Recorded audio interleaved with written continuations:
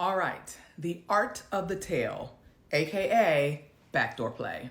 It's your Energizer Beauty, and I'm a little tired tonight, I have to admit, but I did promise that I was going to either go live or do a detailed video talking about backdoor play, the art of the tail, the Grafenberg spot, like really uncovering some of the fascinations about backdoor play, why men love it, why women love it, why they don't, the do's and the don'ts, the myths, all the things, okay? So what I want you to do, if this is just information for you, that's great. It may not be your thing, but I guarantee you that one day someone that you love very much is going to ask you to give it a shot. And you're going to need to know what to do because you're going to be so in love that you're going to be like, okay.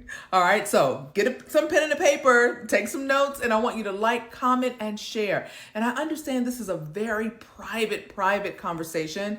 And so you may not want to comment on the video. I get it. But feel free to slide into my DMs and ask any questions that you may have. And I promise I'll get you all the answers. If it's not something that me and my expertise is aware of, I promise to get you resources and get back to you. So you ready? Let's go.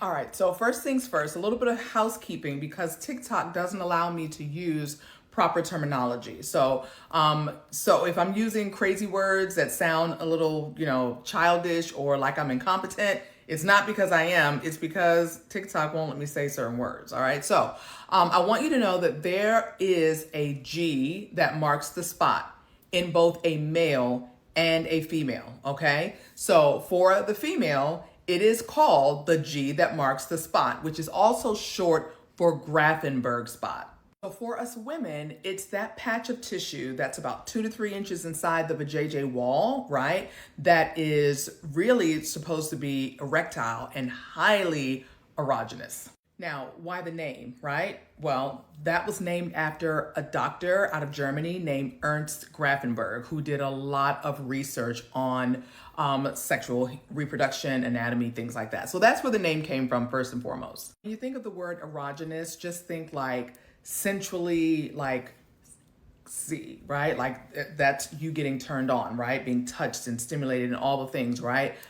Think that when you think erogenous. Even better, think like when someone is kissing your ear sensually, when they're on your neck, maybe your nips, like, different hot spots, right? It's basically when you think erogenous, think hot spots. As I'm talking, I realize this might have to be a 2-part video, right? Because I'm just still talking about the women in just different senses. So again, whether this is your thing, you want it to be your thing, or you hate it, I want you to forget everything that you've ever heard about backdoor play if it's been negative, okay? So I'm going to give you some information. Information is power when it's put to use. So as I always say, chew up the meat and spit out the bones. Now, backdoor play gets a bad rap for many different reasons. And one of them is, you're probably used to seeing it in films, right? And it's very submissive. The woman is bent over, the guy is hammering. You probably also see things that's not so appealing because you see that the backdoor opening is enlarged, it looks worn. You understand what I'm saying? It's not something that's very attractive when you see it because of the way that it's portrayed, and it puts like men in a power position when it's male to female. So that's one of the reasons. Also that it's painful, that it's gross, all the different things. And in fact, women that want to get into it don't often admit it, and women that enjoy it won't often admit that they even enjoy it. But times are changing and more women are owning their pleasure, and they are making no apologies for what it is that they like and how they like it. Now, because going through the back door is a great way to target your G that marks the spot, right? I'm talking about women right now. I'll talk about men in a few. But because it's a great way to target that G that marks the spot, you are really potentially going to experience some intense pleasure. Now, because this practice is deemed really naughty, like this is a really great practice to spice things up, because usually the taboo thought, the naughty thought actually gets a woman even more aroused. You understand what I'm saying? Again, you just have to be in a place to where you are not allowing others to judge you, because, we have the stigma that, women are if they're doing certain things. But we're in 2024, and your body is your body. You own your body, and don't ever let anybody shame you for what it is that you like to try and enjoy. And if there are married couples that are watching that may be, very spiritual or very religious, remember that the Bible says the marriage bed is undefiled. So if you and your husband or wife agree to this practice, then the Bible says it's undefiled. Now, let's talk positions, because I know that I have actually done consultations with clients in the past that have had a bad experience, and because their first position for backdoor play was doggy style. Now, that may not be the best position to start with, and in fact, one of the positions that I recommend is this. So I want you to think being in control, you being on top of your partner.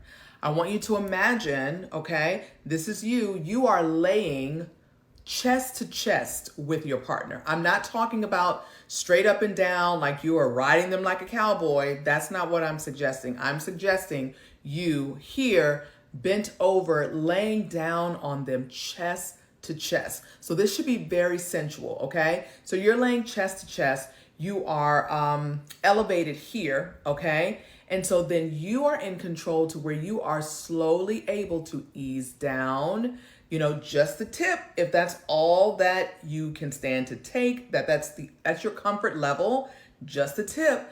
And then you are the one that's in control that can slowly come down more and more, insert more and more, if it's a good feeling to you. Now, you can't do this without lubricant because the back door does not self-lubricate.